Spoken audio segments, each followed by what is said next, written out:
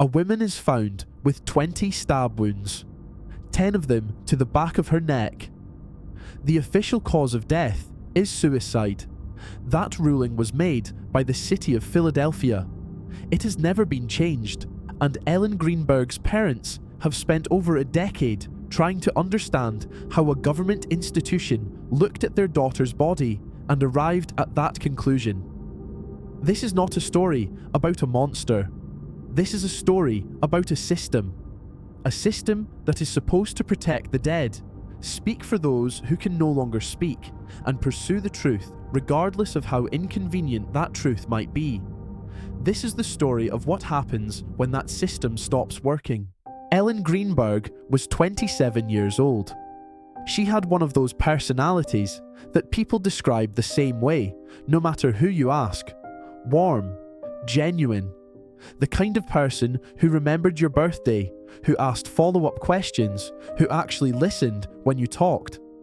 She grew up in the Philadelphia area, close to her parents, Josh and Sandy, in the way that some children never quite outgrow. Not because they have to be, but because they genuinely want to be. Sunday dinners, phone calls just to talk. A family that had built something real, something steady, something that felt, by every external measure, like a good life being lived well. She became a first-grade teacher. If you have ever watched a skilled first-grade teacher work a classroom, you understand what kind of person that requires. You need patience that doesn't perform itself. You need the ability to hold 25 6-year-olds in your attention simultaneously, to meet each one where they are, to make a child who is struggling feel seen rather than singled out. Ellen's students adored her. The kind of adoration that is not manufactured, that cannot be faked, that exists in the specific way a child's face changes when they see someone they trust walk into a room. She was, by every account from those who knew her, exactly where she was supposed to be. She was engaged to be married. She was building a life. She had plans. On January 26, 2011, Ellen Greenberg was 27 years old, and she was dead in her kitchen, and nothing about how she got there has ever been adequately explained. Philadelphia is a city that does not apologize for what it is. It is the 5th largest city in the United States, dense and layered with neighborhoods that have distinct personalities, distinct histories, distinct relationships with the institutions that govern them. The Philadelphia Police Department is one of the oldest municipal police forces in the country. The Office of the Medical Examiner has processed tens of thousands of deaths over its history. These are not small operations. These are not inexperienced agencies. Which is exactly why what happened to Ellen Greenberg is so difficult to reconcile. Because the failure in this case was not the failure of an underfunded rural department with no resources and no training. This was Philadelphia. This was a major American city with established forensic infrastructure, with experienced detectives, with a medical examiner's office that processes homicides regularly, that understands the science, that is supposed to be the final authoritative word on how a person died. And in January of 2011, that system looked at Ellen Greenberg's body and made a decision that her family is still fighting today. January 26, 2011 was a Wednesday. Philadelphia was cold. The kind of cold that settles into a city in late January and does not negotiate. Grey sky, dead air, the particular silence of a winter afternoon when most people are inside and the streets have an emptiness to them that feels almost deliberate. Ellen and her fiancé, Sam Goldberg, lived together in an apartment in the Manayunk neighborhood of Philadelphia. A quiet residential area. The kind of building where neighbors recognize each other in the hallway, where the sounds of daily life, a television, a door closing, footsteps overhead, are the background noise of ordinary existence. That afternoon, Sam left the apartment to go to the gym. Ellen stayed home. That is the last confirmed moment in which Ellen Greenberg was alive. Sam returned sometime later to find the front door locked. Not simply closed, locked with the swing bar lock, a specific type of secondary security latch that, when engaged from the inside, prevents the door from opening even with a key. From the outside, the door would not budge. Sam broke it down. He found Ellen in the kitchen. She was on the floor. There was a 10-inch knife in her chest. He called 911. Philadelphia police and emergency services arrived at the apartment. And what they found in that kitchen was not a scene that invited simple conclusions. What they found was a 27-year-old woman with 20 separate stab wounds on her body. 8 wounds to her chest, 2 wounds to her stomach, 10 wounds to the back of her neck and head, 20 wounds on a body in a locked apartment with a knife in her chest. The Philadelphia police looked at the swing bar lock and they made a decision. They decided it was a suicide. Their reasoning, as it was publicly communicated, rested on 2 primary observations. First, the door was locked from the inside, which they argued meant no one else could have been present.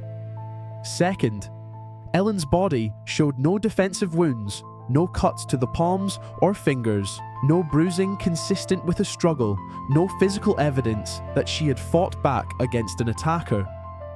These 2 observations in the police's framework pointed in one direction only. The medical examiner who attended the scene, Dr. Marlon Osborne, did not agree. His initial ruling was homicide. That is a significant word in forensic pathology. It is not a word that medical examiners assign casually. A homicide ruling triggers a different category of investigation, a different level of scrutiny, a different set of legal obligations. When Dr. Osborne looked at Ellen Greenberg's body and wrote homicide, he was making a professional forensic judgment based on the physical evidence in front of him. Shortly after that initial ruling, there was a meeting. A closed-door meeting between the Philadelphia police and the medical examiner's office. What was said in that room, we do not know. There are no publicly available transcripts. There is no documented record of the discussion that took place, the evidence that was presented, the arguments that were made. The details of that conversation have never been disclosed. What we do know is what happened after it. Dr. Osborne changed his ruling. The official cause of Ellen Greenberg's death became suicide.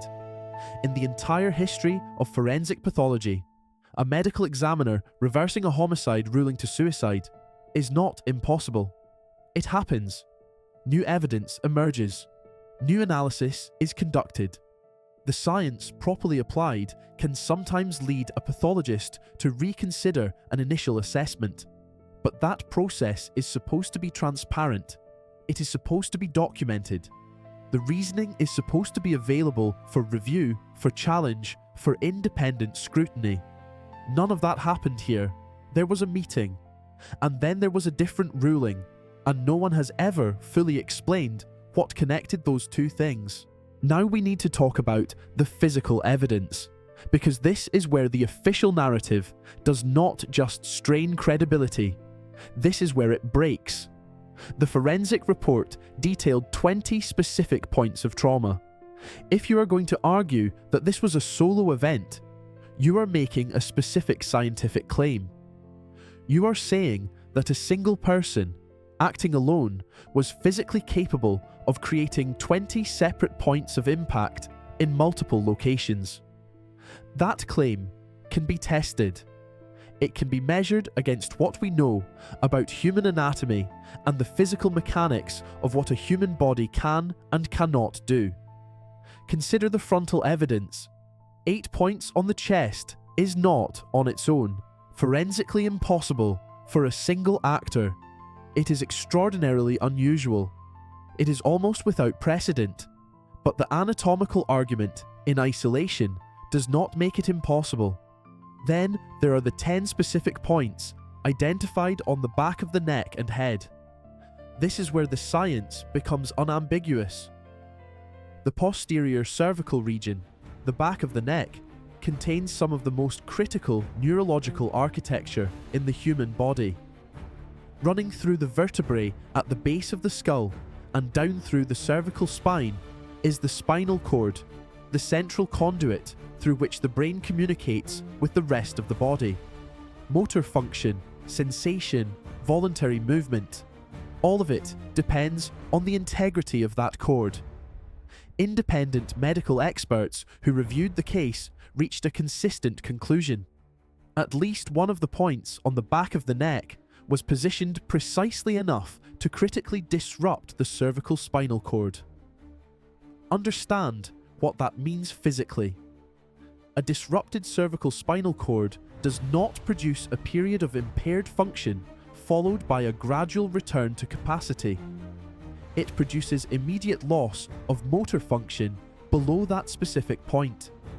The signal from the brain to the muscles simply stops, not gradually, not partially, immediately. If that specific event occurred, as the forensic evidence indicates it did, the physical ability to grip any object, to raise an arm, to apply force, to continue any further actions would have ended at that precise moment. The body does not negotiate with spinal cord disruption, so the question that the official ruling requires you to answer is this: in what exact order did these events occur? If the spinal disruption came first, any subsequent actions by the individual are anatomically impossible. If the spinal disruption came later, you must explain how someone who had already endured multiple events to the chest and stomach maintained the physical capacity to then reach behind their own head and execute 10 more actions in the posterior cervical region, a location that requires an unnatural, sustained physical contortion under any circumstances. Neither sequence produces a coherent narrative. And then there is the matter of the defensive wounds, or rather, the absence of them. The Philadelphia police cited this absence as supporting evidence for their suicide determination.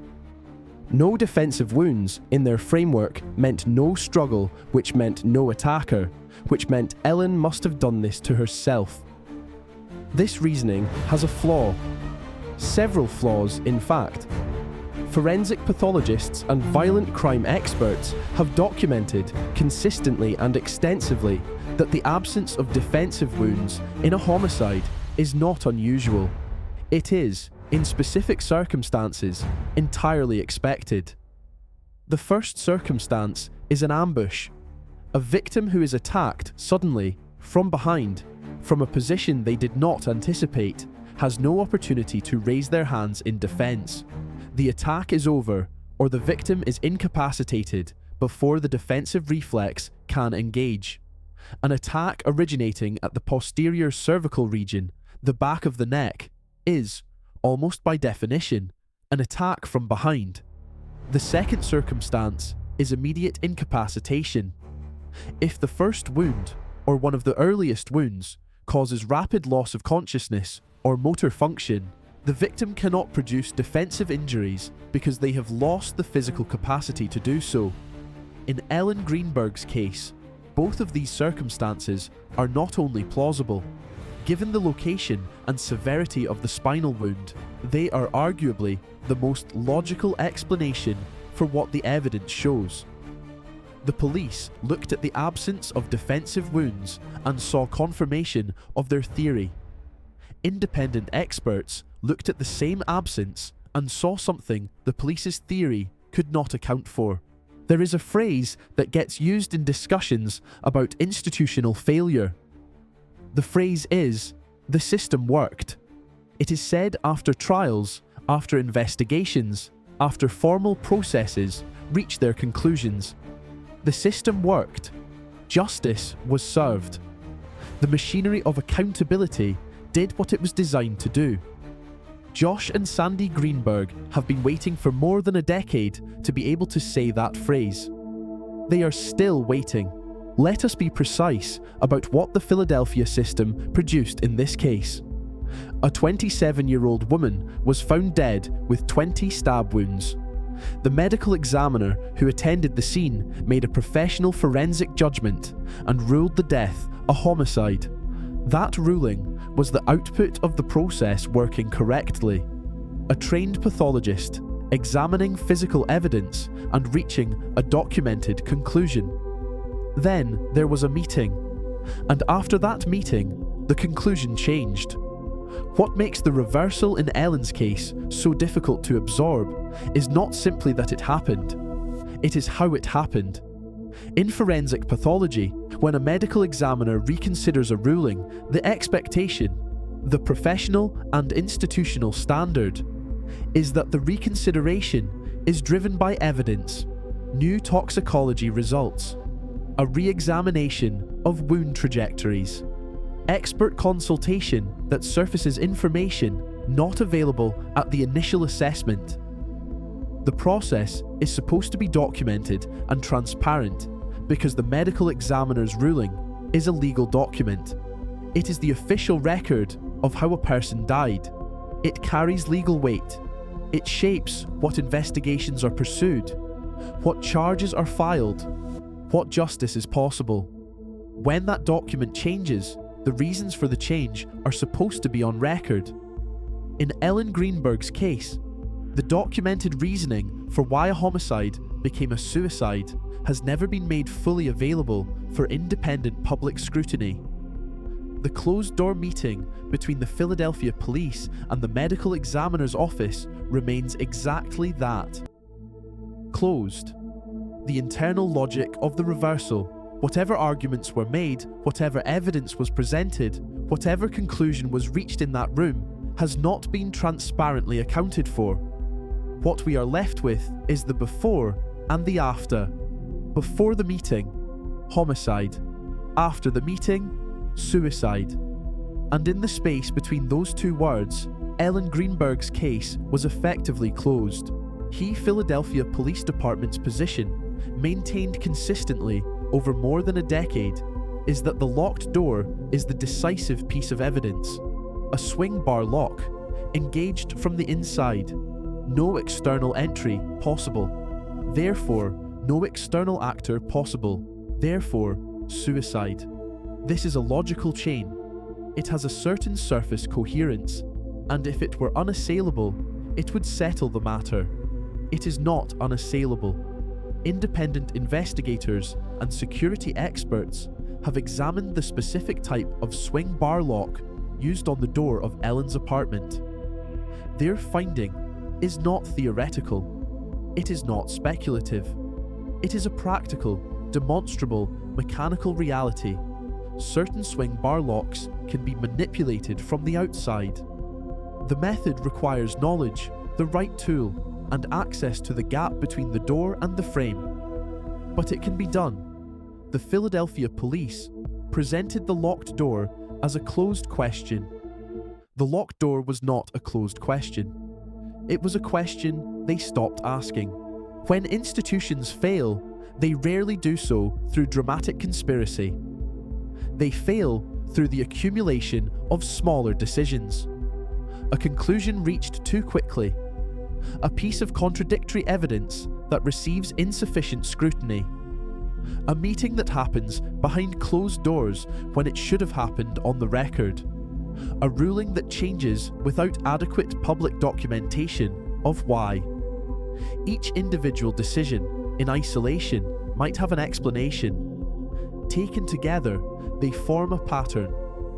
And the pattern in Ellen Greenberg's case is the pattern of an investigation that arrived at a conclusion and then arranged the available evidence to support it, rather than allowing the evidence to lead wherever it needed to go.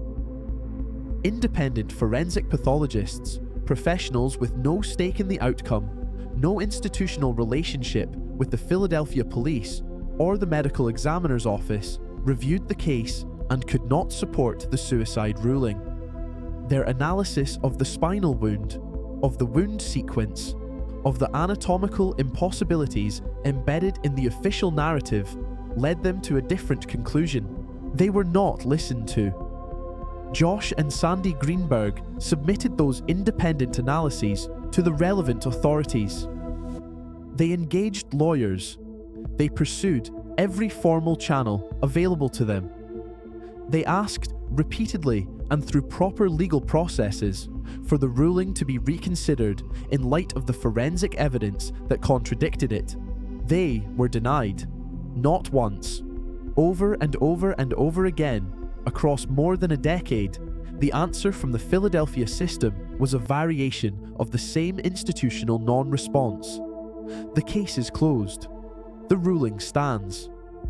The process has been followed. What process exactly produced a homicide ruling changed in a closed-door meeting with no transparent documentation of the reasoning? That question has not been answered. Think about what Josh and Sandy Greenberg have carried. Their daughter was 27 years old. She was a first-grade teacher who loved her students and loved her parents and was building a life that had every reason to continue. She died on a January afternoon in her kitchen, and the city that was supposed to investigate that death, that was supposed to pursue the truth of what happened to her, told them it was suicide, and then refused to look again. Grief, under ordinary circumstances, is already a weight that reshapes a person entirely. It changes the architecture of daily life. It arrives in the morning before full consciousness does. It sits through meals, through conversations, through all the ordinary moments that used to feel neutral and now feel like evidence of everything that has been lost. Josh and Sandy Greenberg have carried that grief, and simultaneously, they have had to carry something else. The specific, exhausting, demoralizing work of fighting an institution that holds all the official power in this situation and has consistently used that power to maintain a conclusion they believe is wrong. To grieve a child and simultaneously battle a bureaucracy is a particular kind of suffering. It requires a person to hold devastation and determination at the same time, for years, without resolution, without the closing of the chapter that acknowledgement and justice would provide. They have done that for more than a decade, because they knew their daughter, because they looked at the evidence, because they found forensic experts who looked at the same evidence and reached the same conclusion they had, because no one who genuinely and objectively examines what was found in that kitchen has been able to provide a physically coherent account of how Ellen Greenberg could have done that to herself. And still, officially, that is what Philadelphia says she did. Here is what remains unanswered. The closed-door meeting between the Philadelphia Police Department and the medical examiner's office has never been formally accounted for in the public record. The specific reasoning that caused Dr. Osborne to reverse a homicide ruling to suicide has never been fully and transparently documented. The Philadelphia police have never publicly addressed, in specific forensic terms, the independent pathologist's findings regarding the spinal cord injury and what it means for the sequence of wounds. The swing bar lock has never been subjected to the kind of independent mechanical analysis that the police's reliance on it as definitive evidence would seem to require. And the question of wound sequence, which wound came first, and what that means for the anatomical possibility of self-infliction, has never been resolved in any public forum. These are not fringe questions. They are not the product of conspiracy thinking or willful misreading of the facts. They are the natural, necessary questions that any honest examination of the available evidence produces. They have not been answered. As of the time this script was written, Ellen Greenberg's death is officially classified as a suicide by the city of Philadelphia. That classification has not changed. Her parents are still fighting. The independent forensic experts who reviewed the case have not changed their conclusions. The anatomical evidence has not changed. The documented reality of what a severed cervical spinal cord does to the human body's motor function has not changed. The questions about the closed-door meeting have not been answered.